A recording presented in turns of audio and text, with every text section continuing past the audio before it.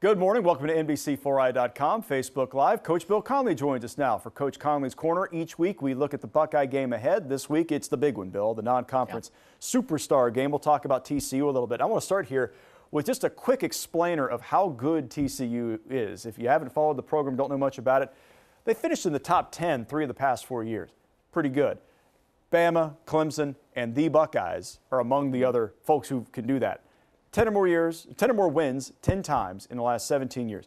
Coach Gary Patterson's outstanding at TCU. They're 5-1 against the Big Ten under his watch. They're really good, Bill. Well, Gary Patterson is a coach that's really a defensive-minded coach. Everybody thinks of TCU and their great offense, but I'll tell you what, he's a guy that really works on defense. As a matter of fact, last year they were 9th in the nation in defense, so they're a good football team. It's a team that can really play. I love this matchup. When you look at what TCU athletically can do, they can match up with Ohio State in a lot of places. I think some of the curiosity is up front. TCU had to place 3 offensive linemen. They've had a little bit of a rotation at running back. They don't have maybe a standout guy there. The quarterback, Sean Robinson, has been the running back for them. He's their leading rusher. Are you curious how they're going to have to handle Ohio State's defensive front? Because it seems like that might be the place where the Buckeyes have the biggest advantage. Yeah, if you look, both teams have a ton of skilled athletes. The game is going to be won or lost in the trenches, especially, like you're saying, Jared, it's going to be our defensive line against their offensive line. That's where they got hurt in graduation. Yeah. So we've got to do a good job. But again, the issue they bring with you is when you stop the passing game, they get a quarterback that can run the ball. Yeah, third down could be a problem for Ohio State. Absolutely. This is a guy that can absolutely tuck it and run he'll run you over. Sean Robinson, if you haven't seen him yet, 6'2", about 220 pounds. He's got some meat, some muscle on him, and he is not afraid of contact. Obviously, your coach doesn't love that, but when you're trying to get a first down, you kind of like that. So he's got a lot of athleticism. They got a great returner, Turpin. If you haven't seen him, receiver, returner, little guy. He's like 5'9". Yeah. This guy can scoot. He ran one back last week in the rain against SMU. 78 yards. 78 yards. Kid is really talented. Could make special teams a bit of a problem, too. Yeah, absolutely right. And also, he had a 42-yard reception. That's right. He does it all. I mean, he's a guy that's one of those guys on the field a lot, and he's a playmaker. Not very big, very elusive in the open field. So we've got to cover him, and we've got to also make sure that our special teams do a great job. Now, we have a great punter, Chrisman. He's only punt 5 times, but he's dropped that ball inside the 20-yard line a lot. And so we've got to do a good job putting the football on the punt. Numbers are outside, and really do a job of, using a Texas term, of corralling the guy. That's right. Keep them away from him as best you can. Let's talk a little bit about the defensive side for TCU. You mentioned it a moment ago. This is what Gary Patterson loves. Yeah. By the way, if you've never seen Gary Patterson coach a game, this man's crazy. He's a little wild. He is fun to watch. He's a blast. He is fun to watch. Highly into it. He's a great leader, great motivational guy, and he can coach some defense. Now, these guys will get after you. Not a bunch of superstars on that side for TCU, but traditionally, they are tremendous. Getting after the ball, causing turnovers. They did it at SMU last week, ripped the football away, got it into the end zone. Just like Ohio State's got a defensive touchdown, so does TCU. Yeah, just like Ohio State, they've got a really good defensive line. I mean, those guys will come after you.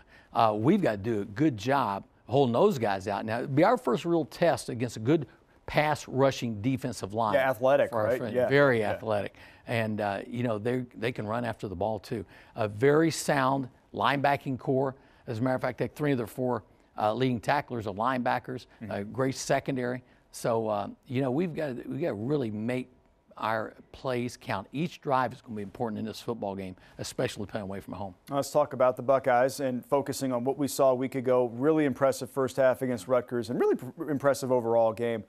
Throughout the first 2 games, I think the defensive effort against Rutgers took a step forward from what we saw in the opener. I think we saw some growth there, especially at the second and third level. Great to have Jordan Fuller back in the lineup. Obviously, that probably is a little bit of an explainer of what improved a little bit. What do they have to do from game 2 to game 3? Because the competition's a big jump.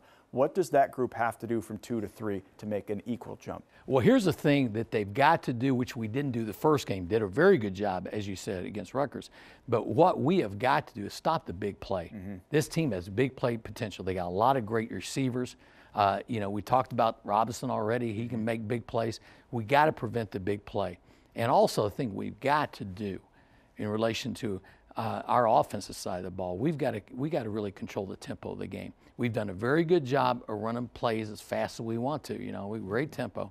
We got to really use that tempo right in crucial situations, before half, especially on a drive, so that we don't give them the ball in our end of the field. That's going to be tough for TCU, in fairness, to match the tempo and the way Ohio State's playing right now, the run-pass balance. The offensive line, it is absolutely massive, and it starts with a 6'6" center, which is just a terrible thing to look at if you're a nose guard on the other side, and they're coming at you in waves, Bill. It's going to be really hard for any defense in America, quite frankly.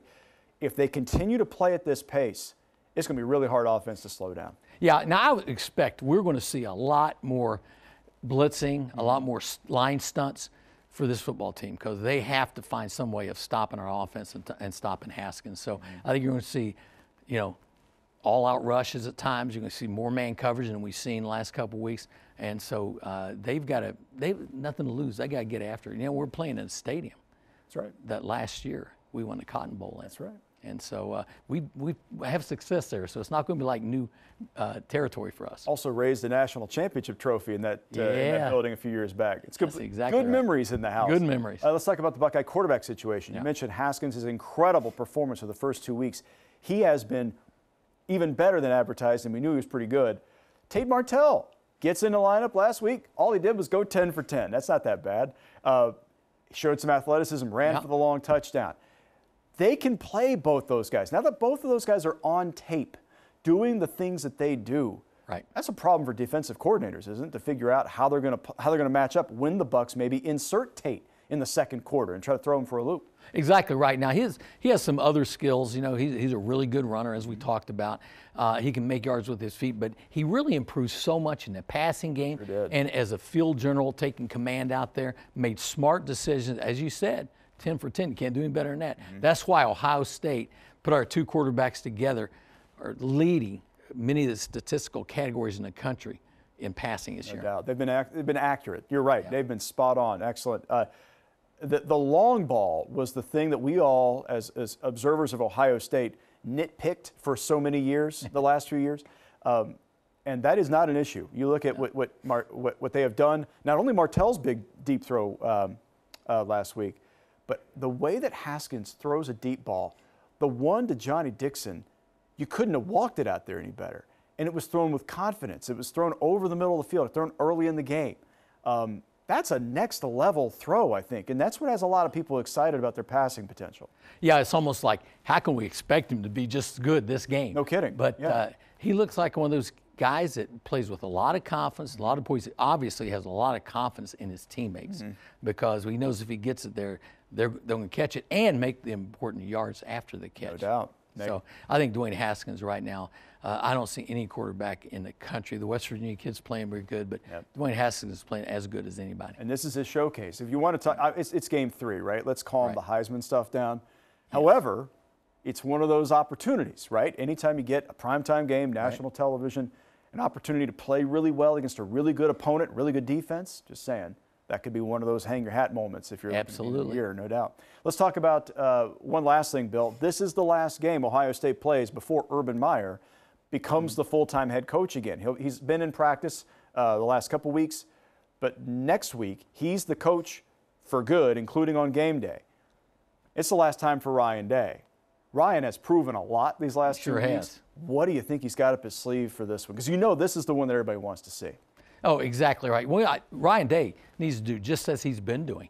Execute the game plan as they've decided on during the week, which, of course, Coach Myers had a major influence in that. But he's going to go in a big game. He's going to show the poise, I think, and the confidence. And, he's got a great supporting staff around him of coaches. They've been there. They know it is. And, next week, Urban Meyer probably won't do a lot different in relation to some of his coaching. If it ain't broke, don't fix it. They've been phenomenal. There's no doubt. Fascinating to watch this. We're going to have coverage from Arlington, Texas. Audrey Hassan's going down there this weekend. Bill and I will be here in the studio Saturday night on a very busy evening of programming. NBC4 at 6, NBC4 at 7, and, of course, Pepsi Sports Saturday at 7:30. It's basically a Scarlet and Gray pregame show to get you set for these guys and those guys in the non-conference battle of the year. Thanks for watching us this morning. We'll see you.